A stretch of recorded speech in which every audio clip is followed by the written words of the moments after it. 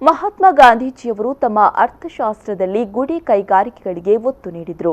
ಗಾಂಧೀಜಿಯವರ ಕಲ್ಪನೆಯ ಅರ್ಥಶಾಸ್ತ್ರವನ್ನು ದೇಶದಲ್ಲಿ ಕಡೆಗಣನೆ ಮಾಡಿದ ಪರಿಣಾಮ ನಿರುದ್ಯೋಗ ಹೆಚ್ಚಳವಾಗಿದೆ ಎಂದು ಸಾಹಿತಿ ಅರ್ಥಶಾಸ್ತ್ರಜ್ಞ ಡಾ ಪ್ರಭಾಕರ್ ಶಿಶಿಲ ಹೇಳಿದರು. ರಾಷ್ಟ್ರೀಯ ಮಹಾತ್ಮ ಗಾಂಧೀಜಿಯವರ ಹುತಾತ್ಮ ದಿನದ ಪ್ರಯುಕ್ತ ಸುಳ್ಯದ ಗಾಂಧಿ ಚಿಂತನಾ ವೇದಿಕೆಯ ನೇತೃತ್ವದಲ್ಲಿ ನಡೆದ ಸದ್ಭಾವನಾ ಉಪವಾಸ ಸಮಾರಂಭದ ಗಾಂಧಿ ಸ್ಮರಣ ಕಾರ್ಯಕ್ರಮದಲ್ಲಿ ಉಪನ್ಯಾಸ ನೀಡಿ ಮಾತನಾಡಿ, ದೇಶದಲ್ಲಿ 15 ಕೋಟಿ ಯುವ ಸಮುದಾಯ ನಿರುದ್ಯೋಗಿಗಳಿದ್ದಾರೆ. ಇದಕ್ಕೆ ಕಾರಣ ಗಾಂಧಿಯವರ ಅರ್ಥಶಾಸ್ತ್ರವನ್ನು ಜಾರಿಗೆ ತರದ ಪರಿಣಾಮ ಉದ್ಭವವಾಗಿದೆ. ಸಣ್ಣ ಕೈಗಾರಿಕೆ, ಗುಡಿ ಕೈಗಾರಿಕೆ, ಗ್ರಾಮೀಣ ಕೈಗಾರಿಕೆಗಳಿಗೆ ಗಾಂಧಿ ಒತ್ತು ನೀಡುತ್ತಿದ್ದರು. ಗಾಂಧೀಜಿಯವರು 20ನೇ ಶತಮಾನ ನಡೆದಂತೆ ನುಡಿದ ವಿಶ್ವದ ದೊಡ್ಡ ಸಂತ.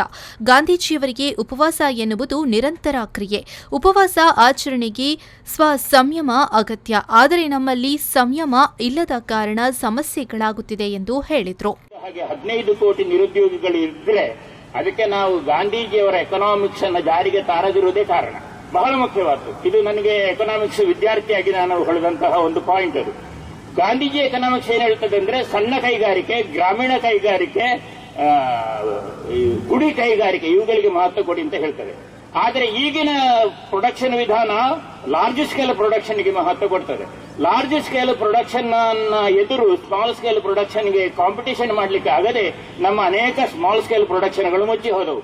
ಪರಿಣಾಮವಾಗಿ ಕಾರ್ಯಕ್ರಮದಲ್ಲಿ ಬೆಳ್ಳಾರಿಯ ಕರ್ನಾಟಕ ಪಬ್ಲಿಕ್ ಸ್ಕೂಲ್ ವಿದ್ಯಾರ್ಥಿಗಳ ತಂಡದಿಂದ ಮೀರಾ ಭಜನ್, ಅರಂಬೂರು ಭಾರದ್ವಾಜ ಆಶ್ರಮದ ಸಂಕರ ಭಾರತಿ ವೇದ ವಿದ್ಯಾಲಯದ ವೆಂಕಟೇಶ ಶಾಸ್ತ್ರಿಯವರ ಶಿಷ್ಯ ವೃಂದದಿಂದ ವೈದಿಕ ಶ್ಲೋಕ ಪಠಣ, ಹಿರಿಯ ಸಾಹಿತಿ ಜಿಎಸ್ ಉಬರಡ್ಕ ಅಧ್ಯಕ್ಷತೆಯಲ್ಲಿ ಸುಳ್ಯದ ಕವಿಗಳಿಂದ ಗಾಂಧಿ ಎಂಬ ಗಾಂಧಿ ಕವಿಗೋಷ್ಠಿ ಮುಂತಾದ ಕಾರ್ಯಕ್ರಮಗಳು ನಡೆಯಿತು.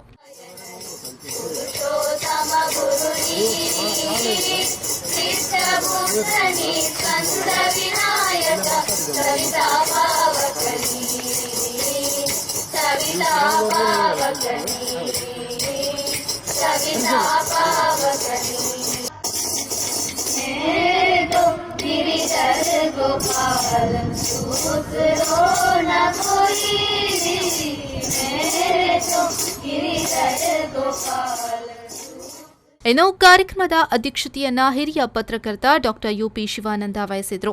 ಮುಖ್ಯ ಅತಿಥಿಗಳಾಗಿ ಕೆವಿಜಿ ಇಂಜಿನಿಯರಿಂಗ್ ಕಾಲೇಜು ಪ್ರಾಂಶುಪಾಲ ಎನ್ಎ ಜ್ಞಾನೇಶ್, ನೆಹರು ಸ್ಮಾರಕ ಪದವಿ ಕಾಲೇಜಿನ ಪ್ರಾಂಶುಪಾಲ ಗಿರಿಧರ ಗೌಡ, ತಾಲೂಕು ಪಂಚಾಯತ್ ಅಧ್ಯಕ್ಷ ಚನ್ಯಾ ಕಲ್ತಡ್ಕ, ಸುಳ್ಯ ವಲಯ ಅರಣ್ಯಾಧಿಕಾರಿ ಎನ್ ಮಂಜುನಾಥ್, ಸುಳ್ಯ ಠಾಣಾ ಉಪವೃತ್ತ ನಿರೀಕ್ಷಕ ಹರೀಶ್ ಕುಮಾರ್, ಸುಳ್ಯ ಪದವಿ ಪೂರ್ವ ಕಾಲೇಜಿನ ಪ್ರಾಂಶುಪಾಲ ಮೋಹನ ಗೌಡ ಬೊಮ್ಮಟ್ಟಿ ಮೊದಲಾದವರು ಉಪಸ್ಥಿತರಿದ್ದರು.